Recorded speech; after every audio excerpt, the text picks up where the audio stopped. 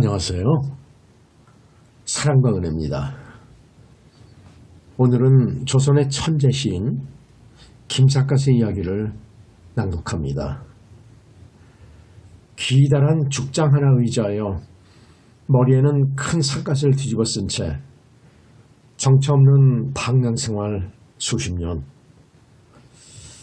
보통 사람 같으면 지쳐 그만 집으로 돌아가 버렸을 텐데 그럼에도 불구하고 여전히 동가식 서가숙 유리걸식을 하며 팔도강산을 떠도는 김삿갓.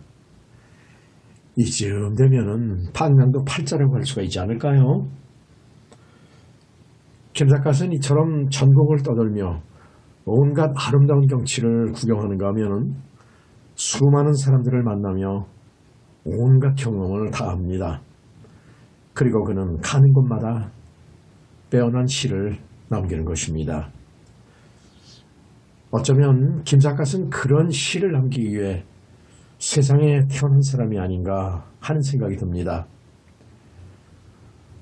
천재의 삶을 보통 사람이 이해한다는 것은 어느 도단인가 하는 생각이 드는 것입니다. 하여튼 우리의 김삿갓은 이번에는 영변의 약산에 도착합니다. 그러면 김소월이 진달래꽃이라는 빼어난 시를 읊었던 곳 영변의 약산에서 김삿갓은 어떤 시를 읊을 것인가요? 오늘도 김삿갓의 발자취를 추적해 봅니다. 백발한 삼국유사를 보면 단군의 아버지 환웅천왕은 부왕인 환인왕의 명령으로 세계의 천부인과 3,000명의 부하를 거느리고 하늘에서 타백산으로 내려와 조선이라는 새 나라를 세운 것은 신시였다고 한다. 옛날의 신시는 오늘날의 영변거울에 해당하는 곳이다. 김삿갓은 영변거울의 진산인 약산을 보고 약산이야말로 천혜의 명산임을 절실하게 느꼈다. 옛날 기록에 보면 약산은 준엄하기 이를 데 없어 험준한 맷부리들이 사방으로 둘러서 있는 모양이 마치 무쇠석과 같다고 하였다. 영변의 약산성을 철옹성이라고 부르게 된 것은 거기서 나온 이름이다. 그러므로 후세 사람들은 어떤 성이든 간에 난공불락의 성체를 철옹성이라고 부르게 된 것도 바로 거기에 있었던 것이다. 영변 읍내에는 단군 시대에 세우는 궁실들이 아직도 몇 군데나 남아있어 나그네들의 감흥을 더욱 그윽하게 해주었다. 동원 경내에 있는 객사도 그 중에 하나다. 그러기에 성종 때의 시인 허경은 옛날 궁실이었던 객사를 둘러보며 다음과 같은 시를 읊었다. 홀로 난간에 기대 모자를 기울이고 꿈에 취한 눈으로 옛날 영화 바라보 온갖 산천이 볼수록 뛰어나니 자욱한 연기 속에 집이 몇 채나 있었던 곳. 솔바람 비오듯 검은 거를 올리고 나무 그림자 흔들려 사창에 비치네. 자고로 이 성에는 아무 일도 없었으니 춤추고 노래해도 방해하는 자 없었으리. 단군 이래로 철옹성은 태평성지임을 구가한 노래다. 영변의 약산동대는 옛날부터 진달래의 명소로 이름이 높은 곳이다. 진달래꽃이 한창 피어날 때면 산속을 거니는 사람들의 얼굴과 옷 색깔이 진달래빛으로 붉게 물들어 마치 신선이 도원경을 거니는 것 같아 보였다는 것이다. 김삿갓은 불행하게도 꽃 시절이 아닌 가을철에 왔기 때문에 진달래의 절경을 구경하지 못하게 된 것이 못내 아쉬웠다. 철옹성 위에는 군데군데 세워놓은 누각도 많다. 특히 남문 위에 높이 솟아있는 운주루는 규모로 보나 건축미로 보나 가장 뛰어난 누각이었다. 약산성은 이조 태종 11년에 도절제사 신유정이 왕명에 의해 조축한 성으로 높이가 2길이나 되고 둘레가 20리가 넘는 거대한 규모다. 게다가 성 안에는 곡간이 34칸이나 있어서 여러 거울에서 모아들인 조세미를 군량으로도 쓰고 빈민을 먹여 살리는 구일미로도 써왔다는 것이다. 태종 16년에 약산성이 완공되자 당시의 도 최찰사였던 황희는 임금에게 글을 올려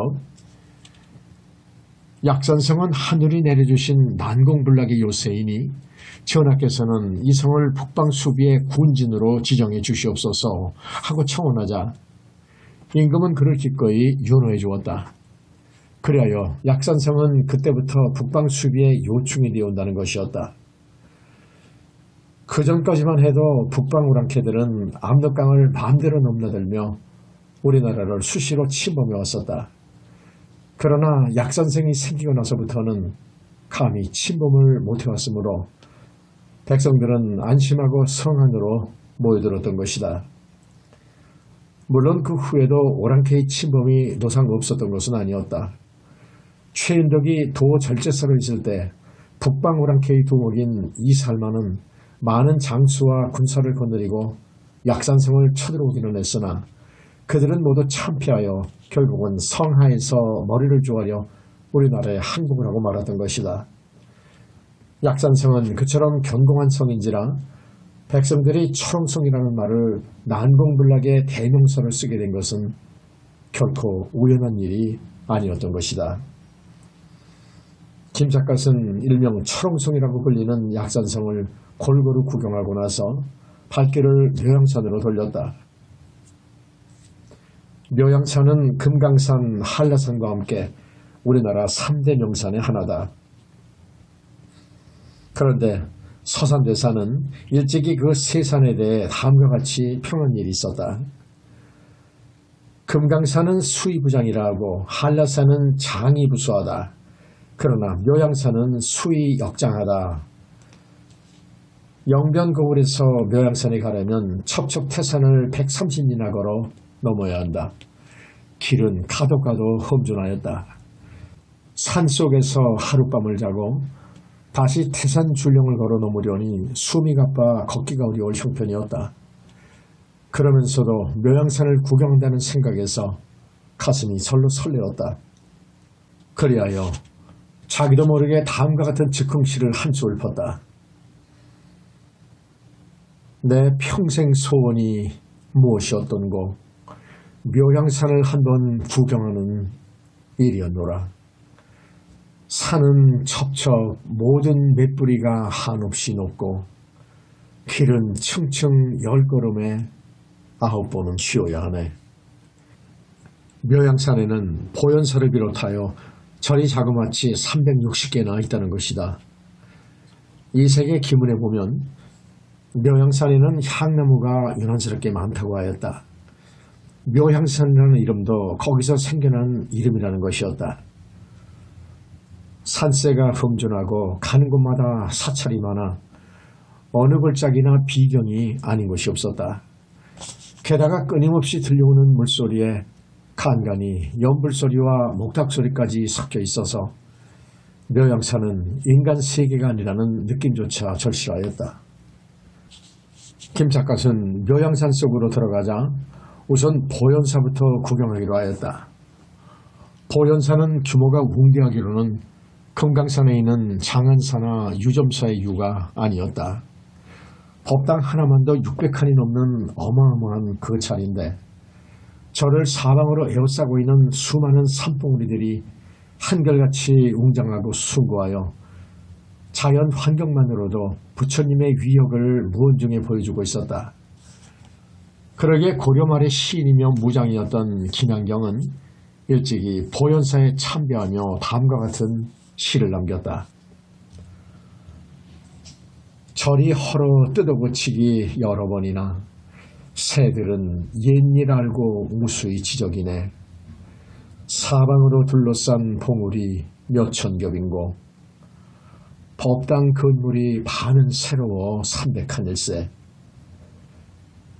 절터와 규모가 그윽하고 정밀하며 속기를 떨친 단청이 진실로 향산일세.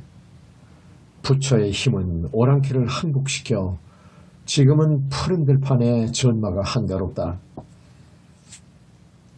아닌 게 아니라 대웅전 앞에 멈춰서서 법당을 겹겹이 둘러싸고 있는 산봉우리들을 유심히 둘러보고 있노라면 사람의 힘이 얼마나 보잘것없는 것인가를 절실하게 깨닫게 해주었다.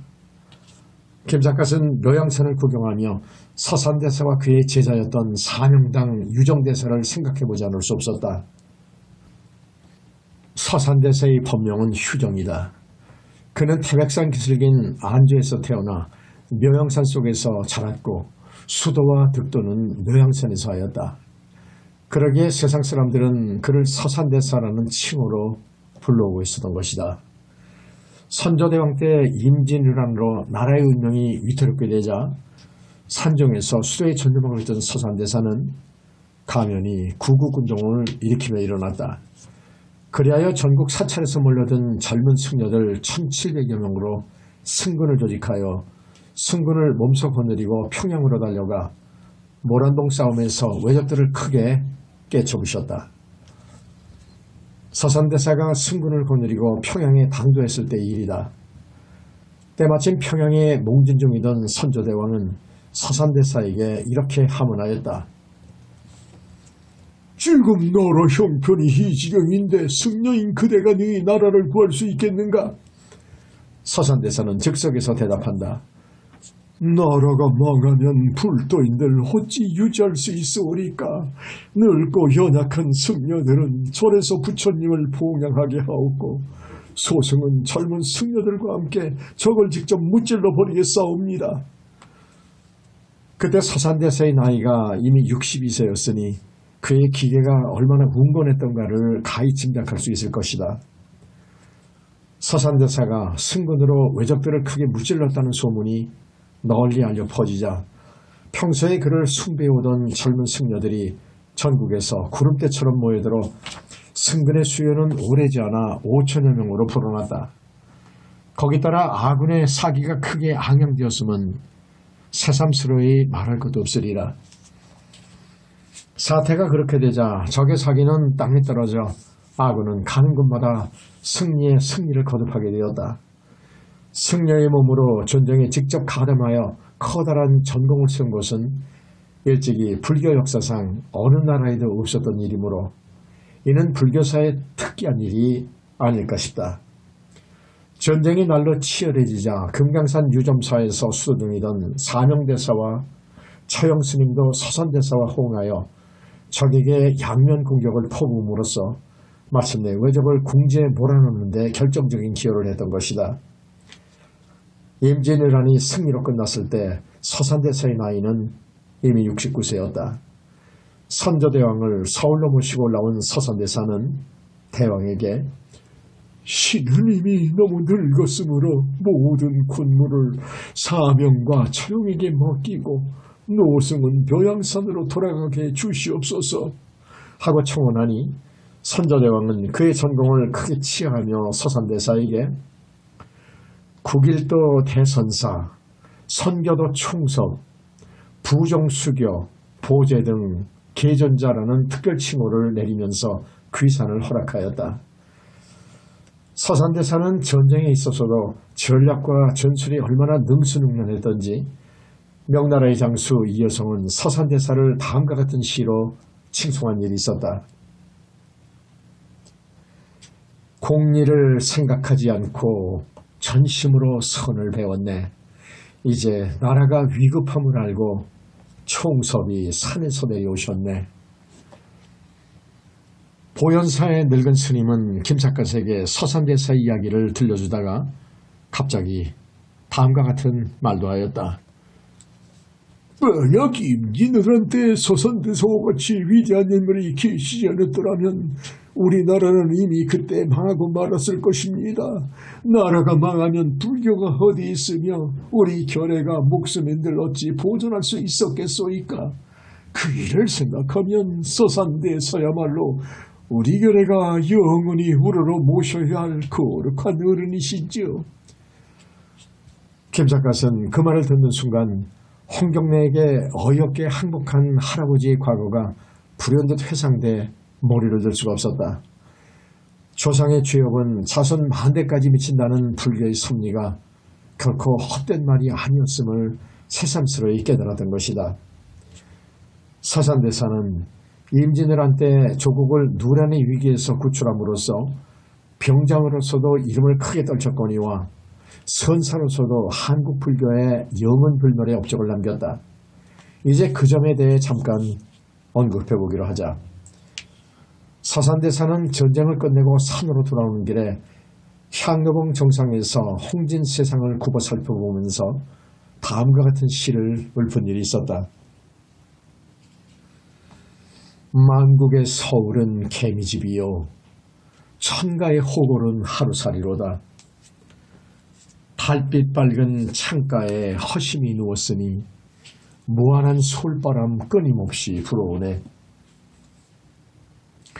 선미가 철철 흘러넘치는 도통한 시였다.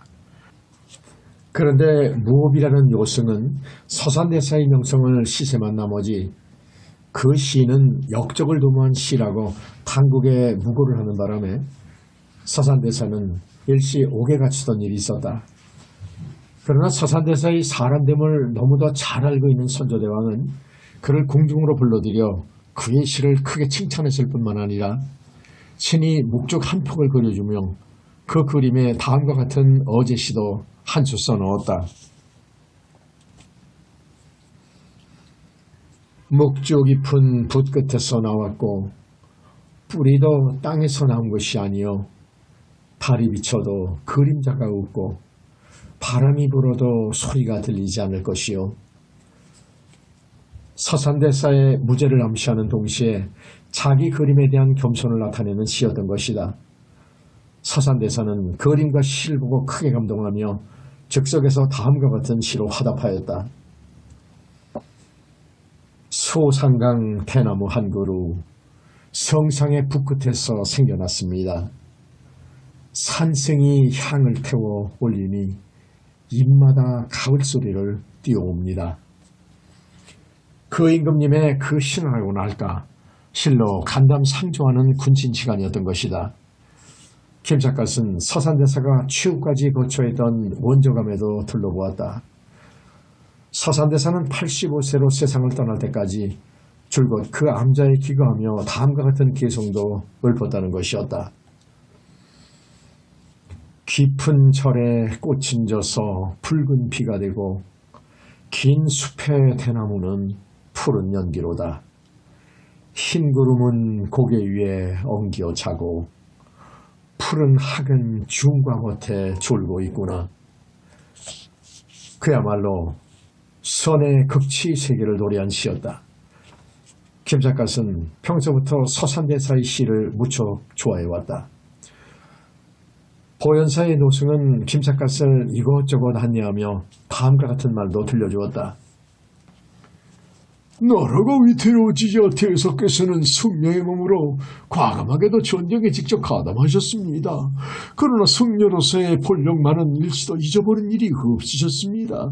그 증거로 사랑하는 제자인 처영 스님을 전쟁터로 보내며 다음과 같은 시를 읊으신 것만 보아도 알 수 있는 일입니다. 그리고 노승은 처형을 싸움터로 보내며라는 서산대사의 다음과 같은 시를 들려주었다. 누더기 희어 구름이 무색하고 몬물이 맑아 학이 짝을 지었더니 그대 싸우기에 산을 떠나가매 빈 창에 조각달만 비치네. 이 시로 미뤄보면 서산대사가 전쟁에 가담한 것은 하나의 수대행위였음을 알 수 있다. 서산대사가 최후까지 거처했다는 원조감에는 다음과 같은 시가 걸려 있는데 그 시만 보아도 그가 얼마나 무아 정적에 몰입해 있었는가를 감히 짐작할 수 있는 것이다. 산은 스스로 무심히 푸르고 구름은 스스로 무심히 희구나. 그 가운데 앉아있는 한 사람, 그도 또한 무심한 길손이로다. 옛글에 인생은 100대의 과객이라는 말이 있거니와 서산대사는 진작부터 그러한 진리를 터득하고 오로지 무의 세계에 안심 임명하고 있었음이 분명하였다. 서산대사에게는 꿈에 이태백의 무덤 앞을 지나가며라는 시가 있다. 이태백의 꿈을 꾸고 나서 지었다는 그 시의 내용은 지난날 나그네의 천고의 한을 생각하며 푸른 산 흰 구름을 부질없이 바라본다. 그 당시 술을 즐기던 사람은 어디 갔는가? 아득히 먼 하늘에 달빛만 홀로 비치네. 이태백은 당나라 때의 주선이요 서산대사는 조선왕조 때의 선객이다. 따라서 그들 사이에는 800년이라는 기나긴 세월이 가로막혀 있다. 그러나 깨달음의 세계에서는 인정과 세월조차 초월한 법이런가. 서산대사의 시를 면밀히 감상해보면 800년 후에 서산대사의 정신세계가 곧바로 800년 전에 이태백의 정신세계였다는 느낌이 절실하였다. 시공을 초월하여 영생하는 것이 오직 올바른 깨달음의 세계가 아닌가 싶은 것이다. 서산대사는 묘양산에 칩거하며 많은 제자들을 가르쳐서 85세로 세상을 떠날 때에는 오도한 제자만도 70여 명이나 되었다. 그는 원저감에서 세상을 떠나게 되자 많은 제자들을 모아놓고 거울을 들여다보면서 다음과 같은 개송을 읊었다. 80년 전에는 네가 나였는데 80년 후에는 내가 너로다. 그리고 제자들을 둘러보며 1000가지 계획과 10,000가지 생각이 불타는 화로 위에 한 점 눈이로구나. 논가리 소가 물 위로 걸어가니 대지와 허공이 갈라지는구나. 모든 것을 깨닫고 나면 결국은 모두가 무의 세계가 아니겠느냐는 뜻이었으리라. 서산대사는 운명하기 직전에 최후로 다음과 같은 임계송을 읊었다. 삶이란 한 조각 구름이 일어나며 죽음이란 한 조각 구름이 쓰러집니다. 구름은 본시 실체가 없는 것, 죽고 살고 오고 감이 모두 그와 같도다. 이상과 같은 임종계를 읽고 나서 많은 제자들이 지켜보는 앞에서 가부좌를 하고 앉아 잠들듯 세상을 하직했던 것이다. 김작갓은 고승들의 이야기를 많이 들어왔지만 서산대사처럼 위대한 스님은 별로 없어 보였다. 더구나 그는 묘양산을 본고로 하고 전국 각지의 어느 사찰에도 가보지 않은 것이 없었다. 그러기에 그의 유물은 멀리 해남 대영사와 금강산 유점사에도 많이 보존되어 있는 것이다. 김작갓은 서산대사의 유물과 유적을 골고루 구경한 뒤에 묘양산을 떠나려고 하자 노승은 서산대사의 개송을 또 한 수 읊어주었다. 크게 웃으며 천지간의 선이 창파에 떠나가는데 아득하여라. 아침에는 국화꽃이 이슬에 눈물 지고 밤에는 단풍잎이 가을에 우노라. 천지간의 삼라만상을 아무 꾸밈새 없이 있는 그대로 바라보는 데서 깨달음의 세계가 열리는 것이 아닌가 싶었다. 김작갓은 어쩐지 자기 자신도 서산대사를 닮은 데가 없지 않아 보였다. 그러나 다시 생각해보니 그것은 방자스럽기 짝없는 망상이었다. 꽃을 보면 아름다움에 심취하고 미인을 보면 정에 끌려 비틀거리는 속성을 지니고 있으면서 어찌 감히 깨달음의 경지에 도달했다고 말할 수 있을 것인가? 결국 나는 속되다. 속된 방랑객이 지나지 않았구나. 김작갓은 하늘가에 떠돌아가는 한 조각 구름을 바라보며 쓸쓸히 웃을 수밖에 없었다. 북쪽 나라는 계절이 유난히 빠르다. 옛날 시에 오동잎 하나 떨어져 천하가 가을임을 알 수 있구나 라는 시가 있거니와 희천을 지나 강계 땅으로 접어들었을 때에는 아직 입동절도 아니건만 아침 저녁으로는 얼음이 얼기 시작하였다. 그러므로 옷은 소옷으로 갈아입어야 할 기호였다. 그러나 김삿갓은 계절에 맞춰 옷을 꼬박꼬박 갈아입을 형편이 못 되었다. 그러므로 당장 추위를 막아내기 위해서는 입고 있는 옷구멍이나마 자기 손으로 꿰매는 수밖에 없었다. 어느 날 김삿갓은 해진 옷을 기어 입으려고 일찌감치 객주집에 들렀다. 그리하여 바늘에 실을 꿰려고 했으나 바늘기가 아물아물하여 좀처럼 실이 끼어지지 않았다. 내 눈이 어느새 이렇게도 어두워졌는가 생각하면 기가 막힐 노릇이었다. 그러고 보니 어젯밤 등잔 앞에서 책을 읽으려고 했을 때에는 눈이 아물아물하여 노자와 어자를 분간하기 어렵지 않았던가. 그나 그뿐이랴. 옷에서 이를 잡으려고 했으나 눈이 어두워 이를 찾아내기 어려울 지경이었다. 김삿갓은 너무도 처량한 기분이 들어 즉석에서 안헌이라는 제목으로 다음과 같은 즉흥치를 한 수 읊어 갈겼다. 볕을 향해 실을 꿰도 바늘길을 모르겠고 불 앞에서 책을 펴도 노자와 어자를 혼동하네. 봄도 아닌 마른 나무에 꽃이 핀 듯 보이고 갯날도 하늘에서 비가 오는 것 같구나. 길에서 인사하는 소년 누구인지 모르겠고 옷을 뒤져보아도 움직여야 일을 안 해. 가련타 이 늙은이 낚싯대 드리워도 물결이 보이지 않아 미끼만 빼앗기리. 나 인생이 어느새 그렇게도 늙어버렸는가 싶어 김삿갓은 생각할수록 처량한 기분이었다. 그러자 문득 머리에 떠오르는 것이 당나라 옹도라는 시인의 혼행락이라는 시였다.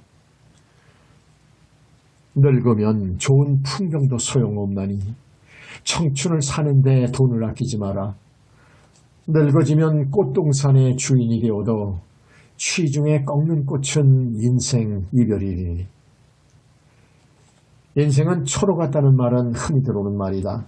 그러나 그와 같은 늙음이 자기 자신에게도 그렇게 쉽게 닥쳐올 줄은 꿈에도 몰랐던 것이다. 묘영산에서 강계로 가는 산길은 여전히 험난하였다. 눈에 보이는 것이라고는 하늘에 떠돌아가는 구름만 있을 뿐 사람은 그림자도 보이지 않았다. 김삿갓은 워낙 정처 없이 떠돌아다니는 나그네인지라 옛날 어떤 운수승의 시 한 구절이 문득 머리에 떠올랐다. 이 몸은 구름이나 물과 같아서 유유히 되는 대로 오고 가노라. 방랑객의 즐거움은 구름이나 물처럼 유유자적하는 데 있다고 생각되었던 것이다. 산이 많은 곳에는 을의 구름이 많게 마련이다.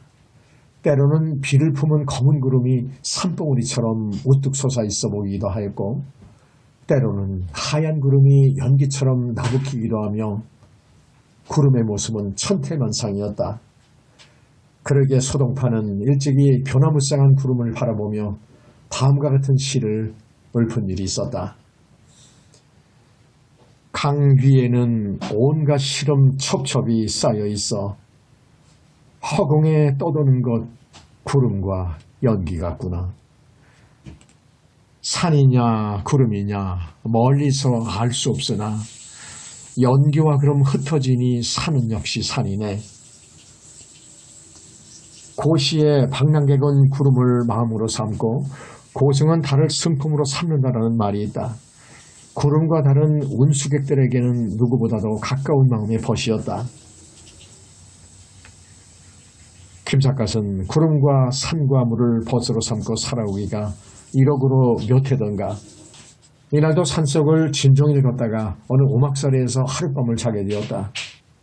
저녁을 먹은 뒤 상투를 새로 틀려고 거울을 들여다보다가 김삿갓은 자기 머리가 너무도 희어진 데 적이 놀랐다. 아니, 내 머리가 어느새 이렇게도 반백이 되었던가. 머리카락을 헤집고 다시 살펴보니 검은 머리보다도 흰 머리가 훨씬 많은 편이었다. 김삿갓은 불현듯 처량한 느낌이 들었다. 그 옛날 백낙천은 거울을 들여다보다가 흰머리카락 한 오리를 발견하고 수연히 시한수를 읊은 일이 있었다. 어느새 하얀 머리카락 한 오리가 아침 거울 속에 나타나 보이네. 한 오리뿐이라고 안심하지 말라. 이제부터가 백발이 될 시초입니다. 백낙천은 하얀 머리카락 한 오리만 보고도 늙어감을 한탄하였다. 그러나 김작가의 경우는 한 오리가 문제가 아니다. 검은 머리보다도 오히려 하얀 머리가 많아졌으니 인생의 앞날이 빤히 내다 보이는 것만 같아 마냥 처량했던 것이다. 머리가 샌다는 것은 누구에게나 충격적인 일이었던지 그 옛날 시인 장구령도 거울을 들여다보며 백발한을 이렇게 읊은 일이 있었다. 젊었을 땐 청운의 뜻을 품고 있었건만 때를 놓쳐 어느새 백발이 되었구나. 누가 알았으리요. 거울을 들여다보며 몸과 마음이 서로 불쌍하게 여길 줄을. 거울 속에서 백발을 발견하고 몸과 마음이 서로를 가엾게 여긴다는 것은 얼마나 기막힌 일인가. 김 작가도 백발이 되어가는 자기 자신을 거울 속에서 발견하고 무심히 보아넘길 수가 없었다. 그리하여 지내온 반생을 회고해보며 즉석에서 다음과 같은 백발한을 한수 읊었다. 넓고 넓은 천지간의 대장부 사나이야. 내 평생 지낸 일을 뒤라서 알 것인가. 삼천리 방방곡곡 부평초로 떠돌아서 40년 긴 세월 글과 노래 허사였네. 부귀 영화 어려워 바라지도 않았으니 나이의 손은 백발 슬퍼하지 않노라. 고향 꿈을 꾸다가 문득 놀라 깨고 나니 한밤중에 서쪽새가 고향 그리워 우노나. 서쪽새 소리에 귀를 기울이고 있노라니 불현듯 고향 생각이 간절해왔다. 김 작가의 고향은 아득한 남쪽 나라다. 고향을 떠난 지 1억으로 몇 해이던가.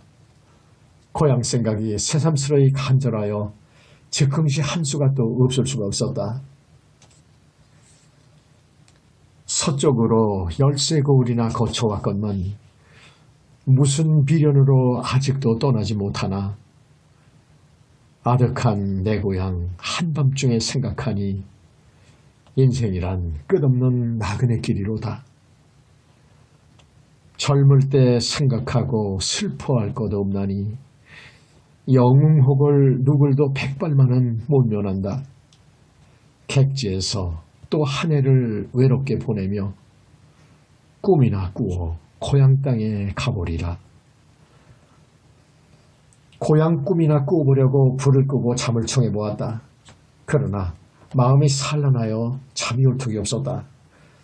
그리하여 불을 다시 켜놓고 책을 읽기 시작하려는데 문 밖에서 에헴하는 헛기침 소리가 나더니 주인이 방문을 열고 들여다본다. 손님은 아직도 안 주무시고 책을 읽고 계시오? 어서 들어와요. 잠이 오지 않아 책을 읽고 있는 중이라고. 주인 양반은 어째서 이 밤중에 일어나셨소? 김 작가는 자리에서 일어나 주인을 맞았다.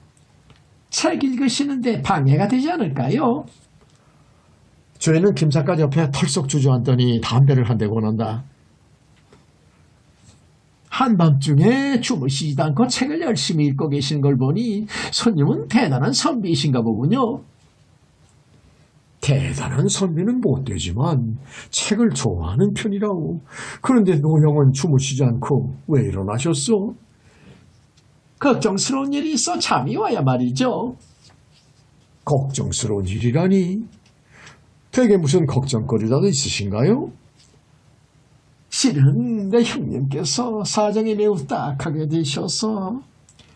그리고 잠시 머뭇거리다가 손님은 선비시니까 말씀인데 지금 사경에 처해 있는 내 형님을 좀 도와주실 수 없으실까요? 하고 말하는 것이 아닌가. 김 작가는 그 말을 듣고 저기 놀랐다. 형님께서 사경에 처해 있다니 그게 무슨 말씀이요? 어떤 사정으로 곤경에 처해 있는지 사정을 한번 들어봅시다. 그러자 주인은 김 작가에게 다음과 같은 말을 들려주는 것이었다. 주인의 친형인 김득춘이라는 노인은 어느 날 자기 집 사랑방에서 마을 친구인 최노인과 장기를 두다가 한수만 물로 달라느니 안 된다느니 하고 말다툼이 벌어졌다. 늙은이들이 장기를 두다가 흔히 벌어지는 언쟁이었던 것이다. 그런데 그날따라 일수가 사나운 탓이었던지 김노인이 상대방을 때린 것도 아닌데 상대방 최노인은 혼자서 노발대발하다가 재물에 쓰러져 그 자리에서 죽어버리고 말았다. 그러니까 김노인은 본의 아니게 살인범으로 몰려 지금 옥에 갇히는 신세가 되어버렸다는 것이었다. 김 작가는 그 이야기를 듣고 측은한 마음을 금할 길이 없었다. 노인들은 지나치게 흥분하면 뇌일녀를 일으키기가 쉬운 일인데 그게 무슨 살인죄가 된단 말이오. 누가 아니랍니까? 그런데 최노인의 친구로서 내 형님하고는 사이가 좋지 않은 훈장놈이 하나 있어요. 그놈이 고소장을 교묘하게 써가지고 관가에 무고를 하는 바람에 내 형님이 꼼짝 못하고 살인범으로 몰려서 지금 옥에 갇혀있는 중이랍니다. 고소장을 어떻게 썼길래 생사람을 살인범으로 몰았다는 것이요? 나로서는 이해를 못하겠구려. 고소장 사본이 여기 있으니까 한번 읽어봐 주시렵니까? 고소장을 읽어보나 마나 젊은 사람들처럼 육박전을 하다가 죽은 것도 아닐 터인데 무슨 죄로 생사람을 살인범으로 몰 수 있단 말이오? 그런데도 불구하고 고소장을 교묘하게 써서 살인범으로 몰아버렸으니 그야말로 기가 찬 노릇이지요. 고소장을 어떻게 썼는지 어디 한번 읽어보기나 합시다. 김 작가는 문제의 고소장을 읽어보다가 자기도 모르게 감탄의 고개를 끄덕였다. 죽은 노인의 친구인 훈장이 썼다는 고소장 내용은 대략 다음과 같았다. 김덕춘은 최창겸 노인이 자기와 말다툼을 하다가 쓰러져 죽었다고 주장하지만 그것은 말도 안 되는 소리다. 서로 간에 치고받고 하는 육박전을 하지 않았다면 단순한 말다툼만으로 최 노인이 죽었을 리가 만무하다. 김덕춘은 최창겸이가 뇌일열로 죽었다고 말하지만 아무런 폭력도 가하지 않았다면 멀쩡하던 사람이 절로 죽었을 리가 없지 않은가. 훈장이라는 사람은 김노인을 그 모양으로 살인범으로 교묘하게 몰아붙이고 나서 끝으로 다음과 같이 절묘한 글을 한 구절 써놓았던 것이다. 독한 술이 방 안에 있어도 그 술을 마시지 않으면 취하지 않을 것이고 썩은 새끼로 소를 매놓아도 잡아당기지 않았으면 새끼가 끊어지지 않을 것이다. 말할 것도 없이 그 글은 김노인이 어떤 형태로든 최노인에게 폭력을 가한 것이 틀림없다는 것을 간접적으로 강조하는 내용이었던 것이다. 훈장이라는 직업은 글로 밥을 먹어오는 사람인지라 누가 보아도 그럴듯한 주장이었다. 만약 그런 논법으로 따진다면 김노인은 살인죄를 모면하기가 매우 어려울 것 같았다. 그러나 김 작가는 생사람을 살인범으로 몰아버리는 데는 동의할 수 없었다. 그리하여 고개를 좌우로 흔들며 혼잣말로 이렇게 중얼거렸다. 글이라는 것은 참으로 마술과 같은 것이로구나. 주인은 마술이라는 말을 듣고 눈을 커다랗게 뜨며 놀란다. 네, 마술이라니요? 뭐가 마술 같다는 말씀입니까? 아니올시다. 나 혼자 찌끄러본 말이요. 아무튼 이 고소장을 읽어보아서는 백씨가 살인죄를 면하기가 어려울 것처럼 되어 있군요. 주인은 그 말을 듣고 얼굴이 사색이 되면서 훈장이라는 놈이 무슨 원수가 졌다고 아무 죄도 없는데 형님을 잡아먹으려고 그러는지 나로서는 도무지 알 수가 없어요. 선생, 그놈이 글재주로서 내 형님을 잡아먹으려고 하는데 거기에 무슨 대응책이 없겠소이까? 하고 애원하듯 말하는 것이 아닌가. 김 작가는 고개를 갸웃거리며 글쎄올시다. 훈장이라는 사람이 무슨 억하심정으로 생사람을 모함하는지 알 수가 없군요. 그렇다고 가만 앉아서 죄를 뒤집어 쓸 수는 없는 일이 아니요. 물론이지요. 그러니까 우리도 무슨 수단을 쓰든지 죄가 없다는 것을 강력히 주장해야 되겠는데 그렇게 하자면 무슨 신통한 방법은 없겠소이까? 사람이 죽고 사는 중대한 사건이니까 선생은 좋은 방법을 꼭 좀 강구해 주소서. 그 은혜는 죽어도 있지 않겠소이다. 자기 형님의 생사에 관한 일인지라 주인이 애걸복걸한 것은 무리가 아니었다.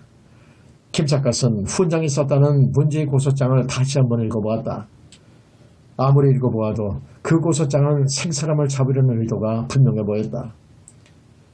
훈장이 어떤 사람인지는 몰라도 김노인과 아무리 원수이기로 생사람을 이렇게까지 모험할 수 있을까? 김삿갓은 낯도 코도 모르는 훈장이 은근히 괘씸한 생각이 들어 주인에게 이렇게 말했다. 이 고소장을 읽어보면은 백씨가 틀림없이 살몸으로 몰리게 되어 있군요. 그러니까 이쪽에서는 그렇지 않다는 것을 주장하기 위해 사또 앞으로 빨리 진정서를 제출하도록 하시오. 그냥 내버려 두었다가는 백씨가 무슨 곤욕을 치를지 모르는 일이오. 주인은 그 말을 듣고 얼굴에 근심이 그득해지며 매우 어려운 부탁이지만 그 진정서를 선생께서 좀 써주실 수는 없겠소이까? 하고 말했다. 김삿갓은 즉석에서 고개를 끄덕였다. 좋소이다. 사람이 죽고 사는 중대한 일이니까 진정서를 내가 써드리기로 하리다. 그리고 즉석에서 사또에게 올린 진정서를 다음과 같이 쓰기 시작하였다. 우선 노인은 지나치게 흥분하다가는 뇌일렬로 쓰러지는 일은 어디서나 볼 수 있는 사실이다 라는 내용을 누누이 강조해놓고 나서 끝으로 훈장의 고소장과 똑같은 방식으로 다음과 같은 절묘한 이론을 한 구절 적어놓았다. 기름이 마른 등잔불은 바람이 불지 않아도 절로 꺼지고 늦가을의 밤송이는 서리가 오지 않아도 절로 터지는 법이다. 라는 구절을 특별히 첨가해 놓은 것이었다. 훈장은 고소장에서 썩은 새끼를 소를 매놓았어도 끌어당기지 않으면 새끼가 끊어지지 않는다라고 썼기에 김삿갓은 등잔불은 기름이 마르면 바람이 불지 않아도 불이 절로 꺼지는 법이다 라고 훈장의 이론을 정면으로 뒤집어 엎고 말았던 것이다. 진실로 천재가 아니고서는 얼른 생각해내기 어려운 절묘한 반론이었다. 주인은 그 진정서를 읽어보고 크게 기뻐하였다. 선생께서 이렇게도 절묘한 진정서를 써주실 줄은 정말 몰랐소이다. 형님 집은 여기서 20리쯤 떨어져 있는 곳에 있습니다. 날이 밝거든 선생을 형님 댁에 모셔다 놓고 나서 나는 그 길로 읍내로 달려가 사또 앞으로 진정서를 제출하고 오겠습니다. 선생은 아무데도 가시지 말고 내가 돌아올 때까지 꼭 기다려 주시옵소서. 이래여 김삿갓은 다음날 아침에는 김노인의 집에까지 끌려가게 되었다. 김노인의 집은 타작을 100석 가까이 한다는 제법 잘 사는 집안이었다. 그러나 주인이 살인죄로 옥에 갇혀있는 관계로 평화롭던 집안이 상가집처럼 썰렁하였다. 그러기에 김삿갓은 가족들을 이렇게 위로해 주었다. 너무 걱정하지 마십시오. 세상 만사는 사필 규정이라 주인 양반은 버지않아 무죄석방으로 돌아오시게 될 것입니다. 사또가 만약 바보가 아니라면 김노인은 틀림없이 무죄석방이 되리라고 김삿갓은 확신하고 있었던 것이다. 그 예측은 보기 좋게 들어맞아서 김노인은 진정서를 제출한 지 사흘 만에 집에 무사히 돌아올 수 있게 되었다. 김노인은 동생으로부터 자세한 얘기를 들었는지라 김삿갓의 손을 움켜잡고 눈물을 흘리며 죽은 목숨이나 다름없던 저를 선생께서 살려주셨으니 세상에 이런 고마운 일이 어디 있겠습니까? 하고 생명의 은인처럼 고맙게 여기는 것이었다. 김삿갓은 그날로 길을 떠나려 하였다. 김노인은 한잡고 붙잡고 늘어지면서 길을 떠나시더라도 겨울을 지나 봄이 되거든 떠나라고 만류하였다. 그러나 김삿갓이 기어코 길을 떠나려고 하자 김노인 형제는 어쩔 수가 없는지 돈꾸러미를 하나 내밀어주며 기어이 떠나시거든 이거 얼마 안 되지만은 도자로서 주시옵소서 하고 말하는 것이 아닌가. 김삿갓은 이런 지하에 사양하였다. 나는 잘못된 일을 바로잡기 위해 진정서를 써드렸을 뿐이지 사례금을 받기 위해 진정서를 쓴 것은 아닙니다. 이 돈은 한 푼도 받지 못하겠습니다. 며칠 동안 밥을 얻어먹은 것만도 고마운 일인데 무슨 염치로 돈까지 받겠습니까? 그러나 김노인 형제는 펄쩍 뛰면서 죽게 된 사람을 살려주셨는데 저희가 어찌 은혜를 모르는 척하고 있겠습니까? 저희들의 성의로 아시고 꼭 받아주옵소서. 이 꾸러미 속에는 돈이 얼마나 들어있습니까? 저희 집 형편이 좋지 못해 겨우 500냥만 마련했사옵니다. 예? 500냥이나요? 김삿갓은 펄쩍 뛸 듯이 놀랐다. 타작을 100석가량 한다고는 했지만 산골에서 500냥이라면 엄청난 거금이기 때문이었다. 그러기에 돈꾸러미를 손수끌로 500냥 중에서 50냥만 꺼내고 나머지 450냥은 김노인에게 돌려주면서 노인장의 성의를 무시할 수는 없으니 50냥만 받아가지고 떠나겠습니다 하고 말했다. 김노인은 자기를 살려준 것이 얼마나 고마웠던지 돈꾸러미를 억지로 안겨주었다.